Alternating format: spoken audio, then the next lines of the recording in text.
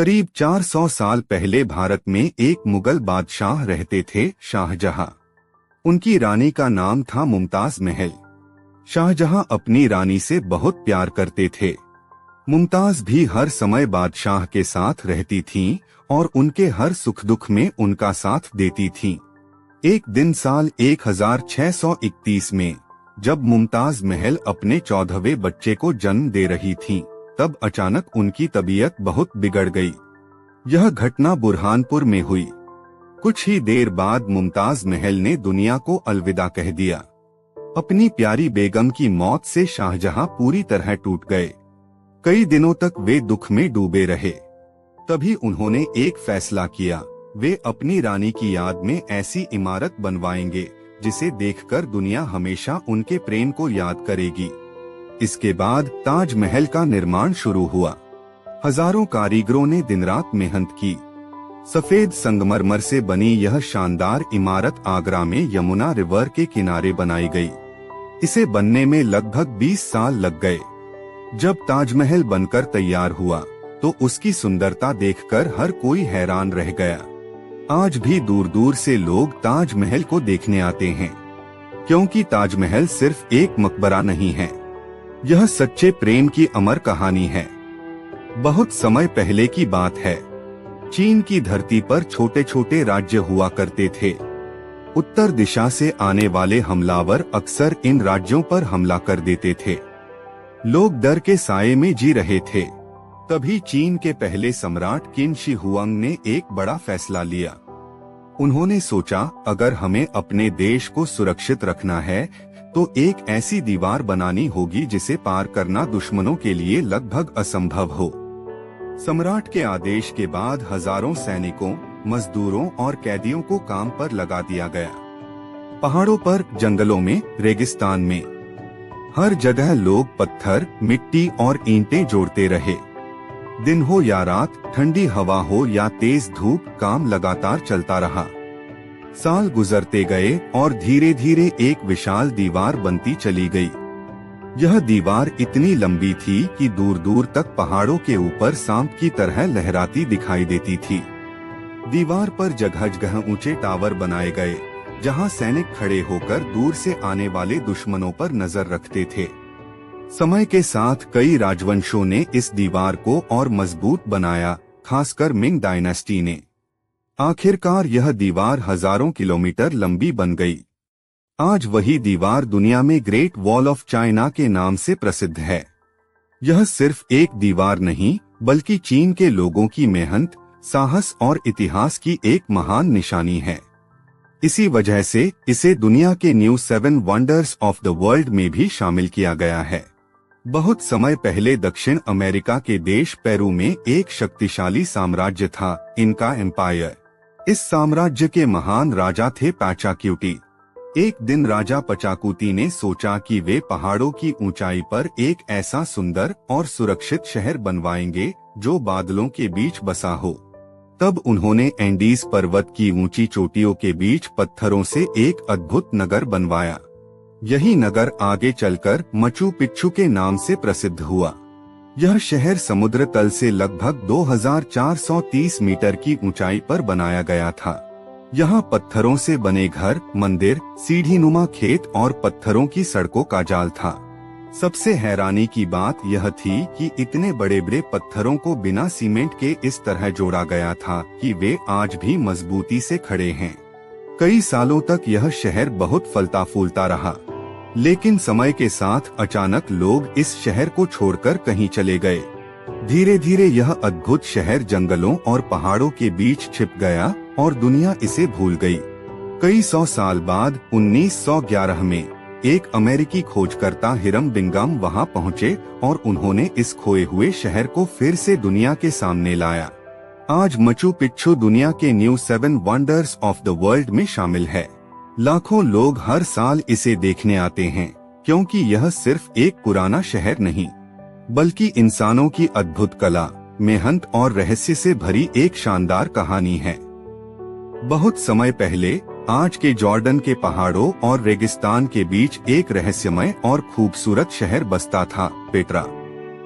कहा जाता है कि लगभग 2000 साल पहले नाबाटियंस नाम की एक सभ्यता ने इस अद्भुत शहर को बनाया था। ये लोग बहुत चतुर व्यापारी थे और उन्होंने पेट्रा को व्यापार का बड़ा केंद्र बना दिया था। दूर दूर से व्यापारी ऊँटों के काफिलों के साथ यहाँ आते थे और मसाले, रेशम और कीमती सामान का व्यापार करते थे। पेट्रा की सबसे अनोखी बात यह थी कि यहाँ के महल, मंदिर और मकान पहाड़ों को काटकर बनाए गए थे।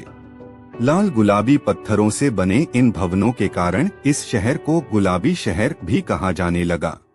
इस शहर की सबसे प्रसिद्ध इमारत है अल-खज़्ने। जब सूरज की रोशनी इस विशाल इमारत पर पड़ती है तो यह सोने की तरह चमकने लगती है और देखने वाले आश्चर्य में पड़ जाते हैं। लेकिन समय के साथ व्यापार के रास्ते बदल गए और कई भूकंप आए। धीरे धीरे लोग इस शहर को छोड़कर चले गए और पेट्रा एक खोया हुआ शहर बन गया। सदियों बाद 1812 में एक स्विस यात्री जोहन लुडविग बर्कहार्ट ने इस छिपे हुए शहर को फिर से दुनिया के सामने लाया। आज पेट्रा पूरी दुनिया में प्रसिद्ध है और इसे 2007 में new 7 wonders of the world में दुनिया के नए 7 अजूबों में शामिल किया गया। आज भी जब लोग इस प्राचीन शहर को देखते हैं तो उन्हें लगता है जैसे वे इतिहास के हजारों साल पीछे चले गए हों। बहुत समय पहले आज के मेक्सिको के घने जंगलों के बीच एक रहस्यमयी और भव्य शहर बसा हुआ था, चिचेन इट्जा। यह शहर लगभग 1500 साल पहले महान माया सिविलाइजेशन ने बनाया था। माया लोग बहुत बुद्धिमान थे। वे सितारों को देखकर समय और मौसम का अनुमान लगा लेते थे।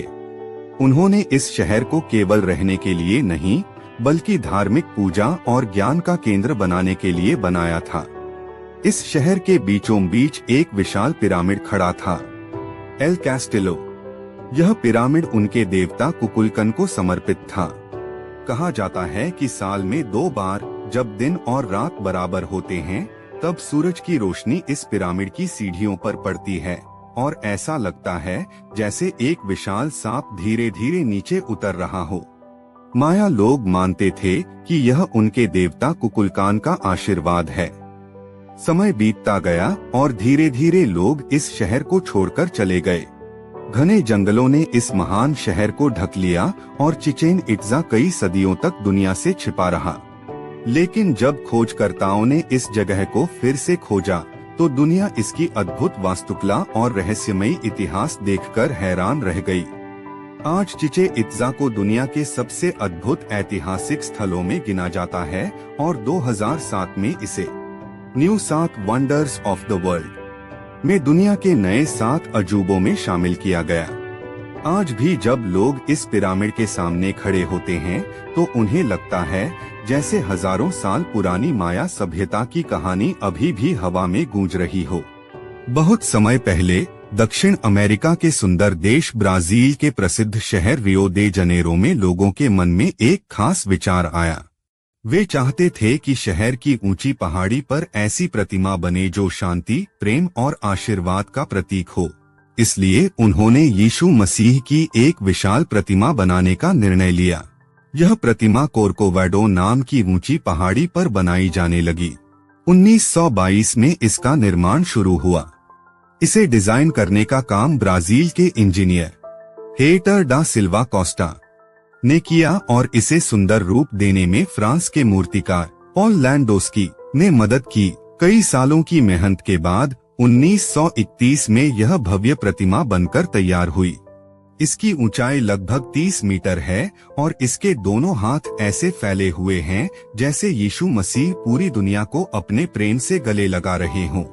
धीरे धीरे यह प्रतिमा पूरे विश्व में प्रसिद्ध हो गई। दूर दूर से लोग इसे देखने आने लगे। पहाड़ी के ऊपर खड़ी यह प्रतिमा पूरे शहर को आशीर्वाद देती हुई प्रतीत होती है।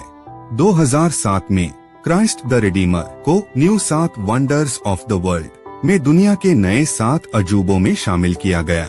आज भी जब लोग इस प्रतिमा को देखते हैं तो उन्हें ऐसा लगता है जैसे प्रेम, शांति और विश्वास का संदेश पूरी दुनिया में फैल रहा हो। लगभग 2000 साल पहले प्राचीन रोम में एक महान सम्राट राज करता था, वेस्पेशियन। वह चाहता था कि रोम के लोग खुश रहें और उन्हें भव्य मनोरंजन मिले। इसलिए उसने एक ऐसा विशाल अखाड़ा बनाने का निर्णय लिया जैसा दुनिया ने पहले कभी नहीं देखा था। साल 72 ईस्वी में निर्माण शुरू हुआ। हजारों मजदूर दिन रात मेहनत करने लगे। पत्थर के बड़े बड़े खंभे खड़े किए गए, ऊंची दीवारें बनाई गईं और धीरे धीरे एक विशाल गोलाकार इमारत आकार लेने लगी। कुछ साल बाद जब टाइटस सम्राट बने तो उन्होंने इस अद्भुत अखाड़े को पूरा करवाया। जब यह बनकर तैयार हुआ तो पूरा रोम आश्चर्य में डूब गया। यह था भव्य कोलोसियम, इतना बड़ा कि उसमें हजारों लोग एक साथ बैठ सकते थे। उद्घाटन के दिन रोम के लोग उत्साह से भरकर वहां पहुंचे।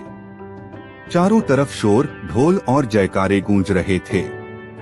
अखाड़े के बीच में योद्धा उतरने वाले थे जिन्हें ग्लैडिएटर कहा जाता था। ग्लैडिएटर तलवार और ढाल लेकर मैदान में उतरते और एक दूसरे से भयंकर युद्ध करते। कभी कभी उन्हें खतरनाक जंगली जानवरों से भी लड़ना पड़ता था। लोग सांस रोके यह सब देखते और जीतने वाले योद्धा के लिए तालियां बजाते। सालों तक यह अखाड़ा रोम का सबसे बड़ा मनोरंजन स्थल बना रहा। यहाँ बड़े बड़े खेल, नाटक और युद्ध के प्रदर्शन होते रहे। लेकिन समय बदलता गया। रोमन साम्राज्य कमजोर पड़ गया और धीरे धीरे ये क्रूर खेल बंद हो गए। भूकंप और समय की मार से यह महान इमारत भी टूटने लगी। फिर भी आज भी कोलोसियम गर्व से खड़ा है, मानो दुनिया को प्राचीन रोम की शक्ति और इतिहास की कहानी सुना रहा हो। आज यह दुनिया के 7 अजूबों में से एक है और हर साल लाखों लोग इसकी कहानी सुनने यहाँ आते हैं।